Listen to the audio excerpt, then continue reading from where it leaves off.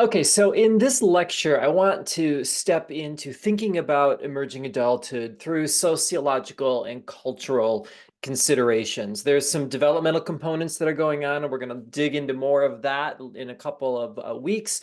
But here we have to just think about this idea of like what is going on culturally, what is going on sociologically that's having an effect on the way that we think about emerging adulthood. This shouldn't be a surprise to you. We've already learned from some of the previous lectures that there is this sense of feeling in between. There is this sense that it takes longer to achieve adulthood in society today for a myriad of reasons. And so this is having an effect on the way that we think about development. But as we think about this, I just want to, in this short first lecture, I want to offer a couple of thoughts and comments with regards to it. So one of the things I want to make a distinction of is the difference between emerging adulthood and emerging adults. Those are two actually different concepts that I think are really crucial. And Saeed Mitchell really help us with that. They say that emerging adulthood is a term akin to infancy, childhood, and adolescence, all of which are labels to describe a portion of the lifespan that are defined by some shared social and psychological experiences. Okay, so what they're basically saying is, look, emerging adulthood is akin to adolescence. Okay, now I talked about this before a couple of weeks ago, right? Like when we talk about Gen Z or Gen Alpha or Millennial or whatever we do, that's a sociological term. It's not a developmental term, and those particular groups and cohorts continue to get older. When we think about development, we recognize the fact that there's something unique about the adolescent space, and there's something unique about the emerging adult space. No matter if you're Gen Z, if you're Millennial, if you're Alpha, you're going to bump into this emerging adulthood space. Now, secondly, emerging adults is a label that applies to the individuals themselves, those who are actively immersed in the social and psychological experiences of emerging adulthood.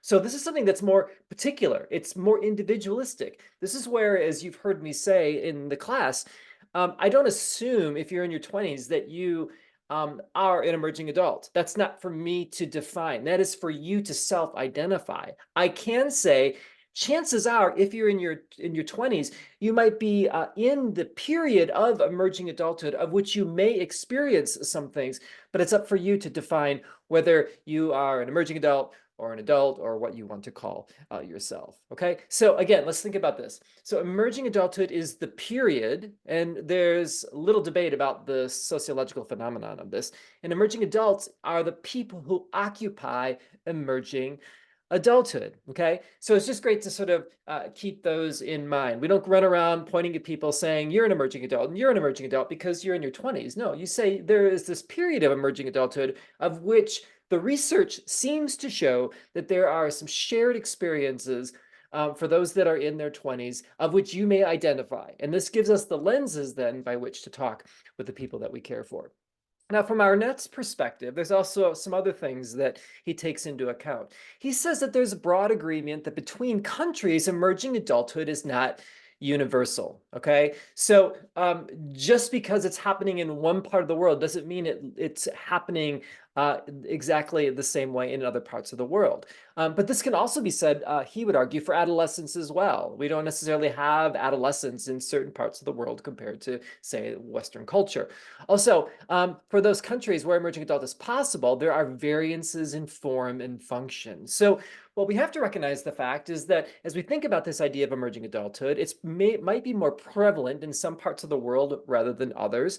But generally speaking, we're finding that especially in more urban and city centers, that emerging adulthood is something that seems to be much more common. But even within that, there could be variance as to what it looks like and the forms that it takes. So what we have to do is kind of move from sort of these meta frames that we have of what emerging adulthood is and begin to become more particular, especially as we think about our ministries and our context and our cultures that we are working in. Now, Arnett says something really interesting in the book that I'm having you read of his in his 2023 edition.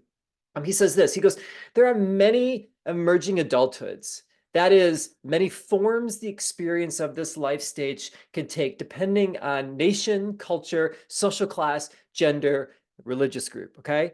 He says the structure of emerging adulthood may be consistent across the countries. The demographic patterns of widespread tertiary education, entering marriage, and parenthood in the late 20s, early 30s. That seems to be something that actually has some commonality across countries, even though it may express itself in different sort of ways. He goes, but the content, how it is experienced, varies greatly and may continue to do so. So though there might be some commonality as we think about the different aspects of emerging adulthood, there's also some particularity that we have to pay attention to. And this is the work that we do. Now, we can't get to that particularity until we have some sense of maybe sort of the bigger frames, which is sort of the direction that we're moving in this class. So one of the things I like to think about when we think about emerging adulthood, I think this is really important when we think about even the people that we're working with in our ministry context, is this, is that emerging adulthood is more than a transitional state to get through, okay? Remember, like my first or second lecture, I can't remember when, I think we used to think like adolescence was this mini stage of basically 4 to 5 years where everybody holds their breath and you hope you get through it and we kind of move on. We've seen that expand, but we recognize the fact that emerging adulthood isn't just simply a transitional stage. It's a stage in essence of itself, and it's a significant stage in one's development that we need to pay attention to. Now, think about how that changes maybe the framing of some of perhaps the older leaders or people in your communities or your organizations or your parachurch or your ministry. We can't roll our eyes at 20 somethings. We can't be like, well, you'll grow out of it and eventually you'll find your way. Now, this is actually a really significant moment in a human being's life that is worth honoring and paying attention to and considering and attending to and understanding and supporting. If we don't do that, we miss a moment, more than a moment, a key space in the third decade of life that is worthy of attention and care and support. And I hope that we can do that. And I think that's why this subject is so important to me. So just a couple of things to think about for you. In the future, do you anticipate your community having more or fewer emerging adults?